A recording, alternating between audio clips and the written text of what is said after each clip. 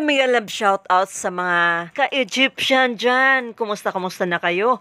Pagkatapos ng maulan sa mga nagdaang araw. Binabati ko po ang mga solid supporters ni Middeath International Italy, Solid Middeath USA and Canada, Solid Middeath Worldwide, Team Middeath Philippines and Bacolod and Panay Island, Hong Kong, Singapore and Saudi. At sa mga freelancers dyan. At sa lahat ng mga Team Jomcar, Edsy, Rara, Cedros, and Erica.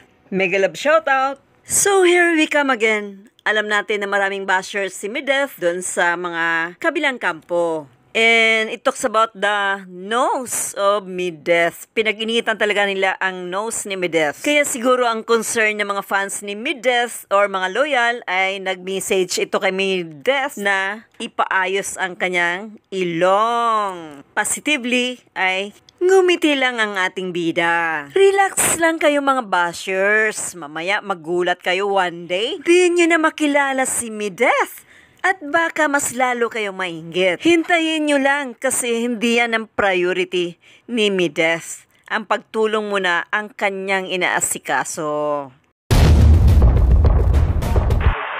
Ang daming nag-chat sa akin magpa-nose lift daw ako guys. Yung ilong ko po hindi naman siya ganun kapangit sa personal. Sa camera lang talaga siya guys. Tsaka sa brace na din. Pag tumatawa talaga, ganyan na oh. Kasi yung brace ko. At ito pa, hindi pa kontento. Di magandang dilag. Pero nung sinilip po yung mukha, Lola talaga, pintasira. Sana naman bago magpintas, manalamin muna. Bakit ganon ang mga fans sa kabila? Kanino kaya nagmana? Ito pa, palaban pa ang isang fans ni Middeath. Ganda mo te, manalamin ka muna. Yung itsura mo kasing pangit ng ugali mo.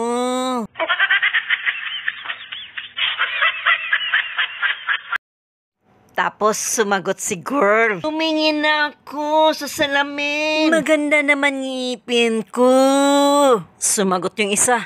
Buti di natakot ang salamin sa'yo.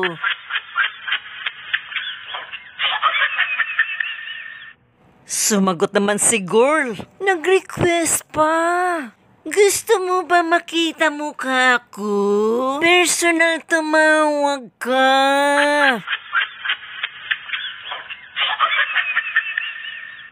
Ay, nakakaloka talaga ang kampo sa kabila. Lutang yata.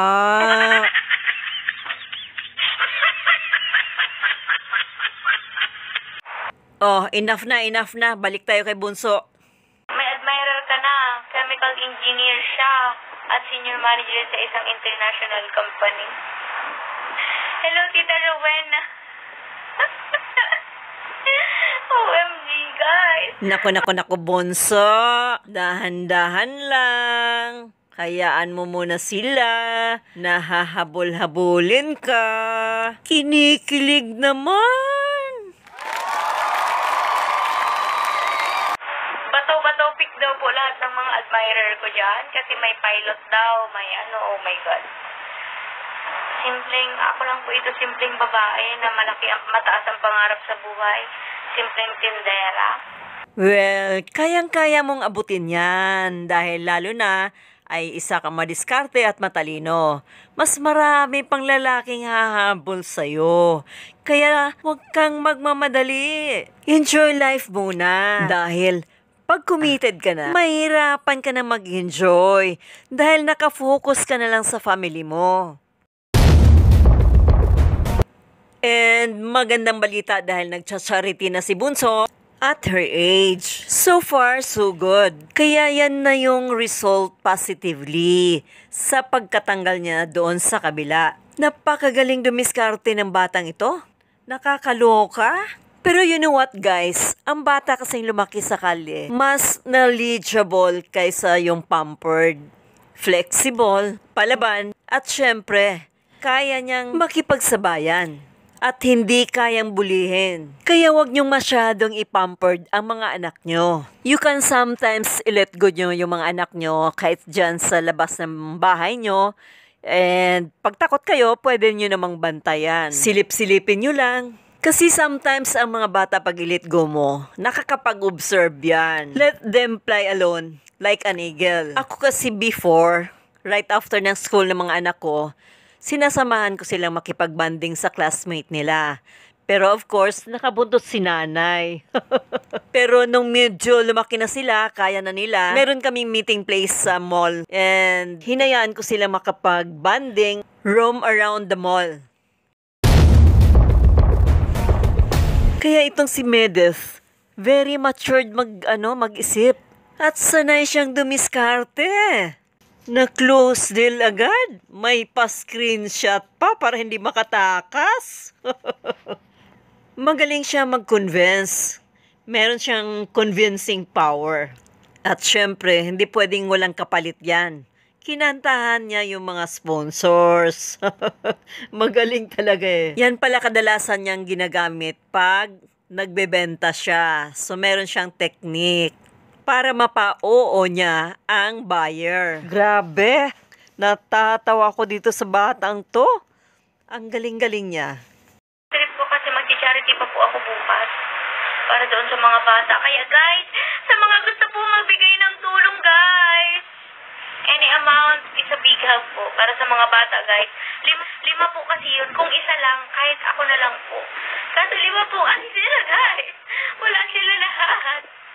Walang shoes, walang uniform, walang school supplies, walang mga baon. Kaya grabe talaga nakakaawa guys si nanay. As in, nakakaawa talaga siya. Biruin mo, sobrang tanda na ni nanay guys. Senior citizen na siya, pero binubuhay niya yung 5 apo niya guys. Diba? Imagine, senior citizen na, pinag-alaga ng 5 apo. Grabe naman yung mga magulang noon. Tapos yung edad pa naman ng mga bata ay kasagsagan ng kalikutan. On the contrary, sa age ni nanay, na hindi na dapat siya magpagod. Kailangan na niyang magpahinga. Kaya damang-dama ko yung hirap ni nanay. Nasa tamang edad na siya para magpahinga. Mag-relax. Tapos yung mga bata pa, hindi pa nabaptize. And pasukan na. Kaya mahirap kay nanay ang ganong sitwasyon. Kaya bigla itong napahagol-gol kay Medeth. Panoorin muna natin yung nawalang video sa YouTube niya. Grabe ang nangyari. Alam ko nagkaroon ng massive report yan. Alam nyo na, maraming inggitira. Hindi talaga nila matatanggap ang success ni Medeth. Bakit kaya mga ampalaya ang mga haters ni Medeth? Ano pa bang gusto nyo? Tantanan nyo na yung bata. Alam nyo, itong mga bullying to, kakarmahin to. Napaka-irresponsable. Ito yung mga taong walang magawa sa buhay. Baka psychologically, meron tong diferensyang mga ito. Kasi hindi marunong mag-isip. Bakit kaya hindi na lang sila manahimik? Wala na si Medeth sa kanila. Until now, hindi pa rin makamove on. Ano kayang kasalanan ni Medeth sa kanila? Nag-giveaway na nga yung bata eh. Kusa na lang umalis. Para walang gulo. Tapos ito na naman sila. Kaya alam nyo guys, never na muna akong nanood doon sa kanila. Kaya wala na akong update sa Jomcar, Viancy, Cedros. Pero you know what guys, meron akong balita. If totoo ba to or hindi, aalis yata for the meantime itong si Kalingap David. Maybe siguro alam nyo na ang dahilan. At ito'y mag-work na lang muna as a teacher sa Manila raw. Siyempre, alam mo na, nasaktan rin yun. Kasi within the community lang sila. Kung bakit daw nawala yung isang video ko, guys. Dinilit ni YouTube, guys. Bullying daw. Gumamit po kasi ako doon ng word na oh my God. Sa country po, yes, that's a curse. So, alam nyo, pagdating ng panahon, ay makakarma ding mga yan. Not now, pero later on. Antayin nyo lang. Kasi pinaghirapan niya ng bata eh. Hindi naman niya ninanakaw yung YouTube channel niya. Pinaghirapan ng bata yun. Mahiya-hiya naman kayo. Antayin nyo lang. Hindi natutulog ang Diyos. Tandaan nyo yan. Hindi siling labuyo yan para aanghang agad. Wala namang ginawa si Mideth sa kanila. Siya pa nga ang naagrabyado. Alam nyo, dalawang klaseng tao lang talaga sa mundo. Isang mabait at isang masama. Sang ka doon. Mabuti na lang itong si Bunso ay positive attitude talaga. Tinatawanan lang niya. So, ito po ang mga nag-pledge para po sa school supplies ng mga bata. Sa Team Nedit Philippines po, kay Tita Christy, 1.5, kay Tita Grace, 500. Sa Bacolod and Panay Islands po, kay Tita Junida, 1.5, kay Tita Elsa, 250, kay Mami Ana, 2,000 po. Thank you so much po. God bless you po. Wow! Sa ating mga magigiting na sponsors, isang palakpakan dyan! Maraming salamat sa mga sponsors sa pagsuporta sa charity works ni Mideth. Guys, may dumalaw kay Bonso. Alamin nyo kung sino. Kilala nyo ba? Shoutout kay Ma'am Mighty Emmy. God bless you po, Tita Mighty Emmy. See that? Until now, love na love pa rin ni Mighty Emmy si Mideth. Siya ang tita ni Dan. Take note. Tara na, didiskarte na yung bida natin. Huwag niyo muna po yan unahin, tita.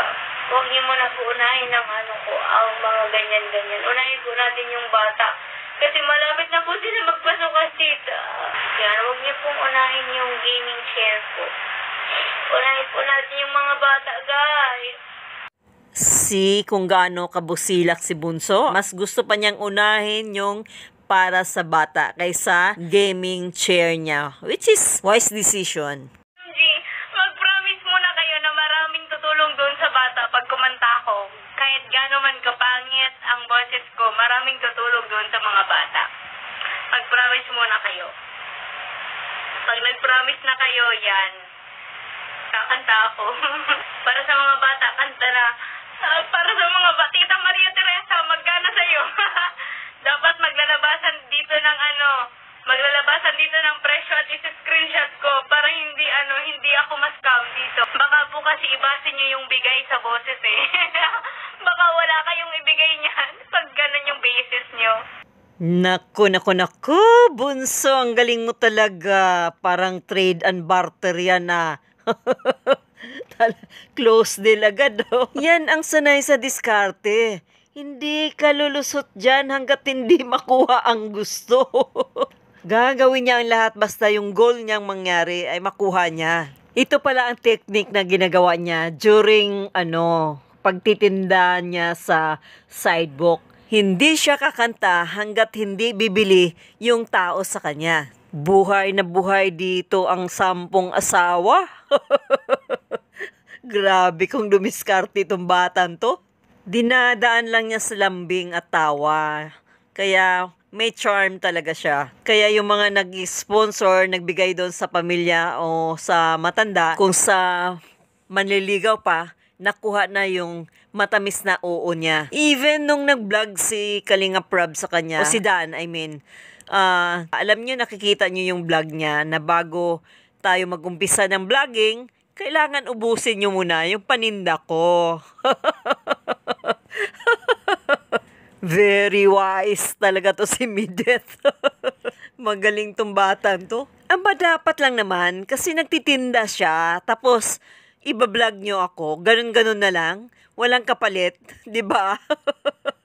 Sabi nga pag may pakisuyo ka dito sa batan to, in return talaga may bartira na mangyari. Hay nako, Mideth. Yayaman ka talagang bata ka. Even a single centavo ay hindi talaga makalusot sa'yo. Na-expose kasi itong batang to sa business talaga, sa pagtitinda. Kaya by hook or by crook, may mga sistema. Hanggang dito na lang. Maraming salamat sa inyong mga viewers. Ito na lang at huwag kalimutan, i-munting channel, Egypta TV. God bless you all.